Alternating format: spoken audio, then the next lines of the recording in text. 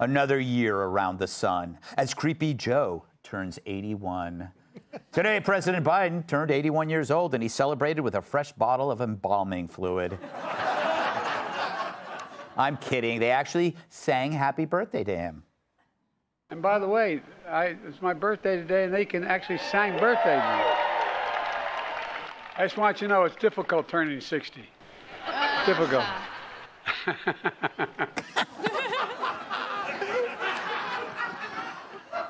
Well, I think Joe knows all about turning 60. He's done it 3 times. But after that song, Joe stripped down and had the press play Connect the Liver Spots with their Sharpies.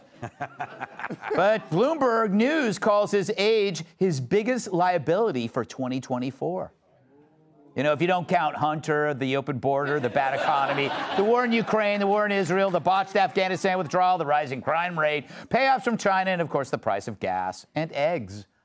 Meanwhile, Politico reports, quote, even those in Biden's inner circle, including family members, worry about the optics of age. Some acknowledge that the president can at times appear frail. Can at times appear frail. That's an understatement. He's so frail, dust comes out when he pees. He's so frail, he broke his hip reading. The Wall Street Journal called his running for re-election an act of profound selfishness. Quote, aging people, even if they're not surrounded by yes men, can be the last to notice time's toll. Yeah, especially when these yes men say yes to everything Joe says, except, did I myself? And in Biden's case, his aging brain can't tell the difference between a 6-year-old girl and a teenager. Behold. Oh, my God. I love your ears. Oh, my God. I love them. They're really cool. What's your name? Catherine. Catherine, what a beautiful name. That's my mommy's name. Well, nice to see. How old are you, 17? 6. You know, that's the kind of mistake that gets most men 15 to 20. Or a seat on Jeffrey Epstein's private jet. So what do you get the man who has it all, yet remembers nothing? Well, let's see what his pals got him. You'll never guess what Kamala got Joe for his birthday. Check it out, huh?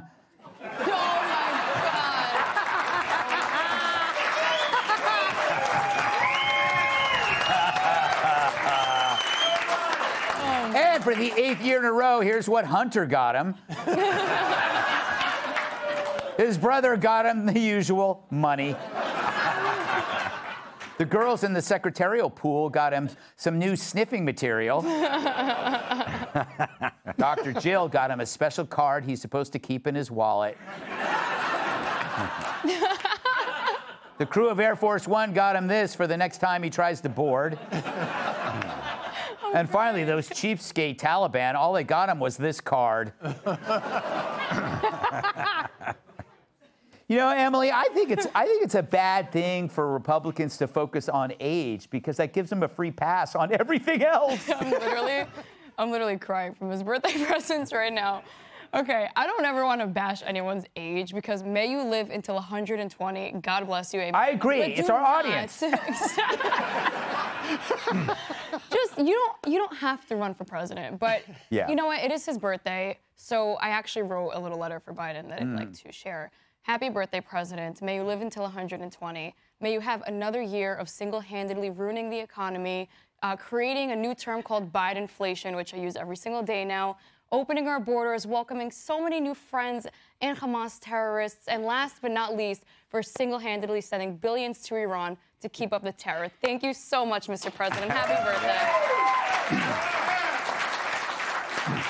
You know, Jim, I made this point on the 5 and nobody laughed. So I'm going to say it to you. It's funny when you see, because Trump is not much younger than Joe, but meanwhile, Trump is doing stand-up while Joe can barely stand up. Thank you. Got to laugh here. It's okay. I said that to what's that guy who sits in with Jesse, and he's just nodded. He wasn't even listening. Anyway. Was there a mirror nearby? Yes, there was a mirror. What do you think about his birthday? You know, he's old. I mean, They're saying, like, a lot of people are worried, like, what if there's a national security threat in the middle of the night? How will be able to handle it? He's 81. He's getting up 10 times a night going to the bathroom. Yes. He's going to be fine. If anyone's going to be awake, it's going to be him. That's true. That's true. Well, I mean, I got an idea, like, you know, John F. Kennedy was 43 when he was sworn in, right? So Joe Biden, if he gets the second nomination, he'll be 86 when he's out of office. So the Biden team should just go, hey, listen, you're not going to vote in one old man. You're going to vote in 2 JFKs. That might work. That might work. That might work. I don't know if it will, Kennedy. What do you think of this, like, the age thing? Is the age the worst thing about Joe? No, there are people turning 100 left and right. I mean, there are people who are in their 90s and close to 100 who are running circles around him. Yeah, look at Ducey. Steve Ducey is 117 years old. It is incredible. That man is up at 2 in the morning, single-handedly running this network. Yes, he's so spry. He's too important here. We can't let him go run the country. Yes. But yeah, Joe Biden, it's the fact that he's in mental decline that is never going to reverse itself. Like he's never going to be spry. He's never going to remember things. He's never going to have his former strength. So the Wall Street Journal is right. It is an act of selfishness. It's also an act of cruelty. You know, the yes men and women that you talk about, they're the ones who are propping him up. He's incredibly stubborn. He's been to this summit. Anyone who has been president never wants to give away that power, and they're letting him. And shame on them. He should have the wisdom to step aside, but he can't because Kamala's horrible. Yeah, that's exactly right. And less popular than he is. Kamala is his insurance plan, right? You know? I heard that, like, Joe actually applied for a Balance of Nature commercial, and they said no. Relaxium, though. Relaxium. Sleepy Joe could sell 1 or 2 bottles of those. Charlie, they keep talking about this bubble wrap strategy, like the analogy of just wrapping him in bubble wrap. What could that mean? Well, I mean, I think it's an admission that, I mean, it's not going to get better from here. Yeah. And I agree with you. You know, his age is probably his least terrible liability, but it is a problem. And you know, is he going to fall less? Yeah. As time goes on, it's only going to get worse. And I don't think that Donald Trump is going, if Trump winds up being the nominee, I don't think that he's going to let him get away with trying the basement strategy.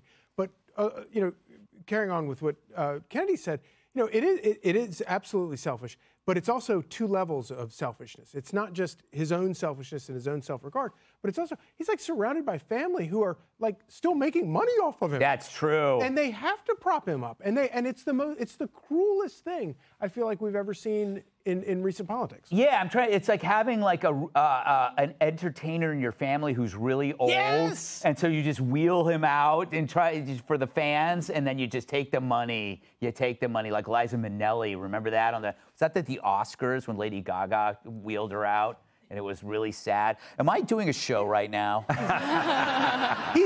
No, you're not. It's like he's their ATM machine. Yeah, he's their ATM machine. Yeah, except things come out of him.